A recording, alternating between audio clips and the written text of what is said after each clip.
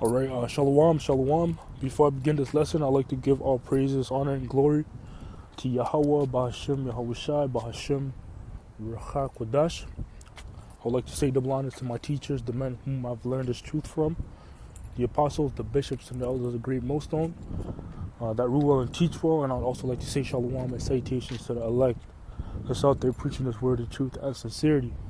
Hey, I am the brother Shaquat, and I'm one of the brothers from the branch of Great Millstone, Montreal. And I'm back with another lesson. And this lesson that I'm going to be getting into today is going to be going into a bill that's getting ready to be passed here in Canada. You know, and the name of that bill is Bill C9. It has not been passed yet, but it's going to be passed very soon. How soon? July 18th. Right? So, with that being said, I'm going to get into it. This is Bill C9 in the Google. It says, and Salakia, you know, if you hear coughing, short breaths, you know, I'm not feeling that well, but it's all good.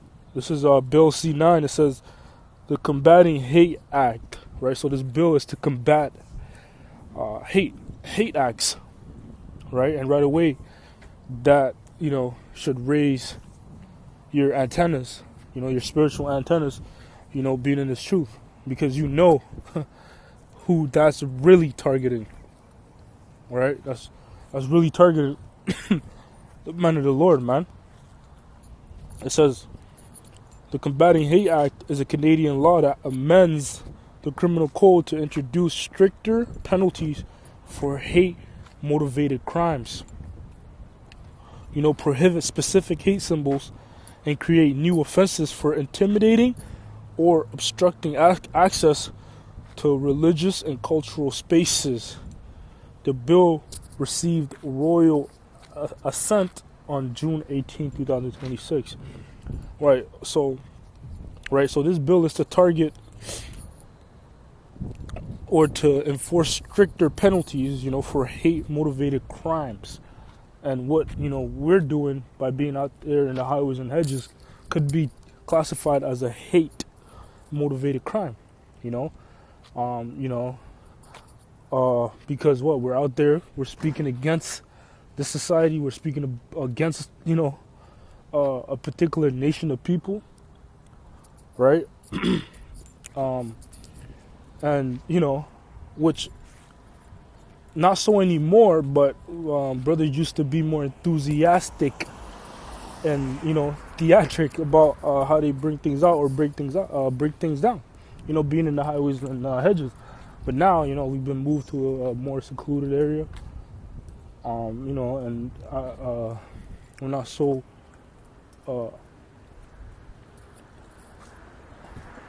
enthusiastic, for lack of better words, right? And I say that in terms of like reading out loud, really loud, so the people can hear, right? Yelling, right, as you would say. Right, that could, you know, when brothers were doing that, that could have been put under the category of public disturbance, you know. It says stricter penalties for hate-motivated crimes, prohibit specific hate symbols. And some of the signs we have, which we don't use anymore, could be attached to that hate symbol, right? Because you might see the sign that we have with so-called Jesus, the white Jesus man, so-called, with horns. We have a sign also with the elites and the families on it, right? It's telling you that they're the wicked, right? So that could fall under that category. Which we don't use those signs anymore, right? The Spirit just had it that way. The Spirit only has the one and only sign that we really need. The sign that's prophesied about in the book of Ezekiel 37, which is the sign of the 12 tribes. Right? It says, and create new offenses for intimidating or obstructing access to religious and cultural spaces. Right. The bill received royal assent on June 18th, 2026. Key measures: hate symbol offenses. Criminalizes the public display of symbols associated with listed terrorist entities, the NAS, the and or with intent to promote hatred, right? Because we go into history as well, and tying it to the scriptures, obviously, you know, so we could fall under that category. So matter of fact, let me get a precept real quick.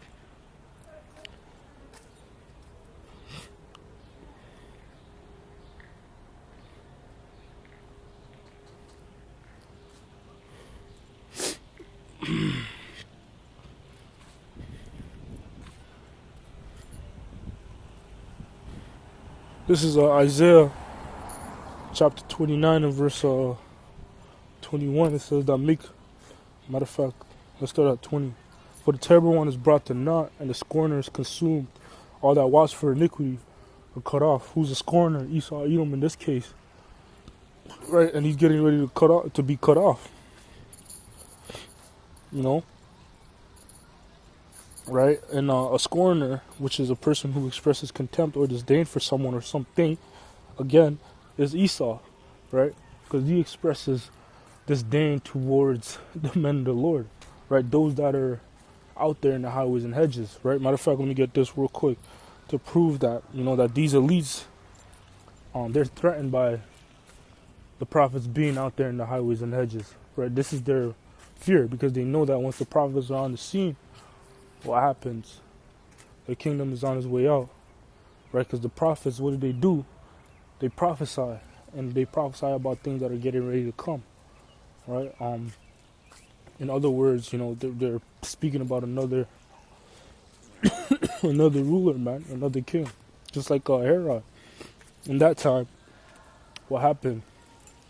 When there was noise abroad that there was another king that was getting ready to come. Who was threatened, man? The current ruler,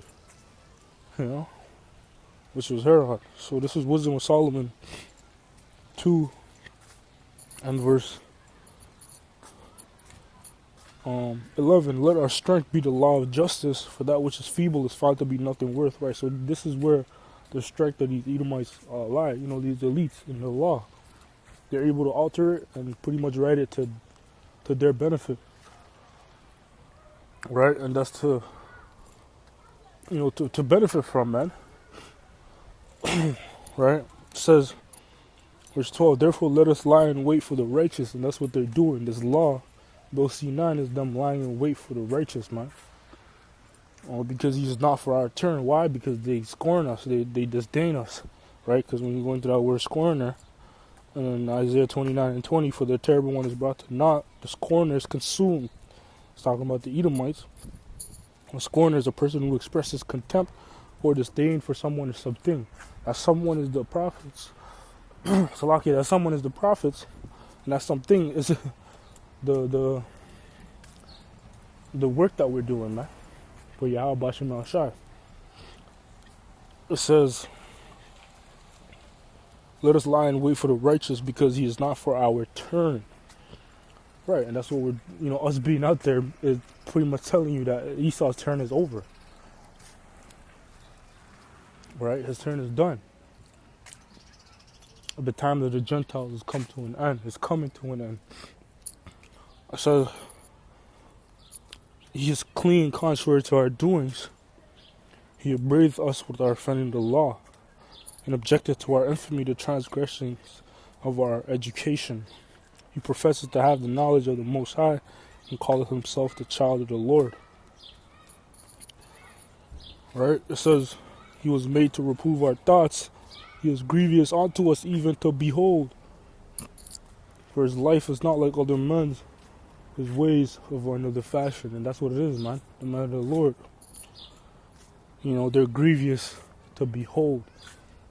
So the sight of us being out there in the highways and hedges it's a grievous sight, man. The scriptures also speak about a dreadful sound being in the wicked's ears, man. You know,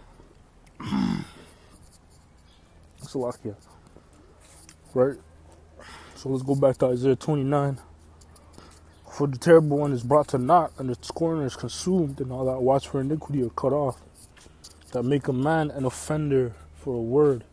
And that's what this bill is targeting.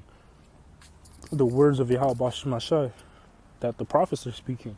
So we're going to be made an offender for the words we speak. That's an offense, right? The words that we're speaking right now that are coming out the scriptures are going to be an offense, which that's going to lead to what? Us not being able to speak those words anymore, right? Leading to the famine of the word, right? The famine of the word. And this word is very important, right?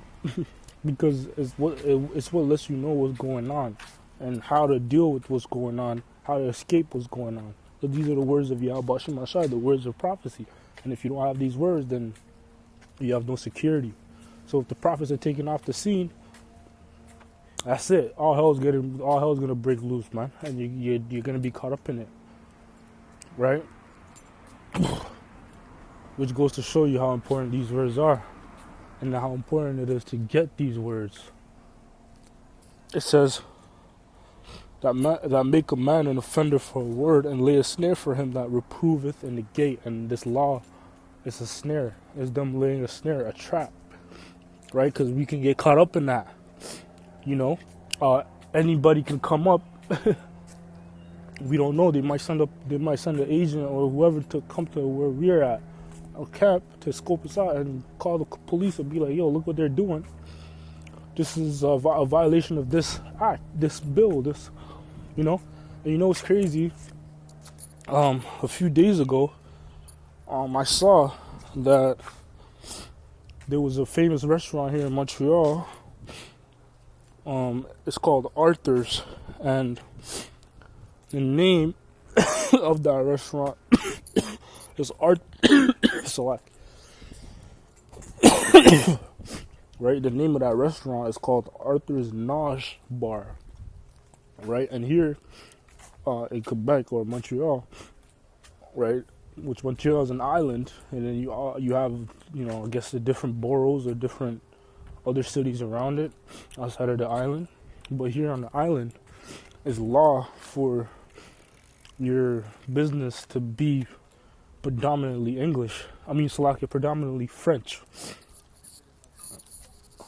right? French employees, people that speak French, because this is a French province. And this restaurant, Arthur's Nosh Bar, is pretty much catching hell for that one word, nosh, which is a Hebrew word, ironically, in a Yiddish word, which means to bite, to eat or bite, I believe. Let me check it real quick. Nosh. The word nosh comes from the Yiddish, a Jewish language blending Hebrew, German, and Slavic elements. Not direct Hebrew. It means snack, to nibble, or a light meal. Right, so this restaurant is catching hell because a small hat was offended by that one word, and he reported it to the OQLF, which was pretty much, let's see, the OQLF. The OQLF is a Quebec provincial government agency responsible for enforcing the charter of the French language. Right, so pretty much the language police. So this small hat, he reported that restaurant for violating a law, which the law is you pretty much making sure that the name of your business is predominantly French and your business is operating in French because it's in this island of Montreal. But this small hat reported that, yo, look, they're using the word nosh, which is not an English word. It's a Yiddish word. Right? He reported them to the OQLF, and now that restaurant is catching hell, I believe. Right? But that's ironic. You know, I found that ironic that he's a small hat. And this happened June 13th. right? June 13th, and the bill's gonna be passed recently, right? So just the timing is it's coincidental, I guess, right? But that's what could happen. You could have a small hat roll up, whatever, inquire, and then be like, oh, hold on, you guys are violating this, da da da da da, and they call the police, man. And then now what? Right? You know, that could happen too. That's something that could happen.